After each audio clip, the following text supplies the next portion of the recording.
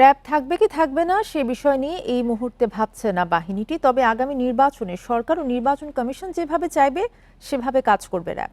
বিকেলে রাজধানীর কারওয়ান বাজারে ক্রেতা এবং বিক্রেতার মাঝে অবৈধ পলিথিন ব্যবহার সম্পর্কে জনসচেতনতামূলক লিফলেট বিতরণ শেষে এসব কথা বলেন র‍্যাবের মহাপরিচালক একেএম শহীদুর রহমান। জানান, নির্বাচনে যে কোনো ধরনের নাশকতা এড়াতে র‍্যাব প্রস্তুত রয়েছে। বলেন, থানা থেকে লুণ্ঠিত হওয়া অস্ত্র উদ্ধারে কাজ করছে র‍্যাব। নির্বাচনের আগেই লুণ্ঠিত অস্ত্র উদ্ধারের আশা করছেন বলেও জানান র‍্যাব মহাপরিচালক।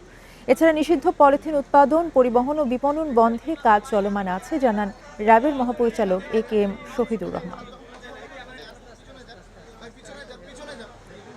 একটি সুষ্ঠু নির্বাচন করার জন্য যে পরিবেশ দরকার, যে পরিস্থিতি দরকার, আইন শৃঙ্খলা পরিস্থিতি যতটুকু নিয়ন্ত্রণে রাখা দরকার, আমরা ইনশাআল্লাহ সেটি করতে সক্ষম হব।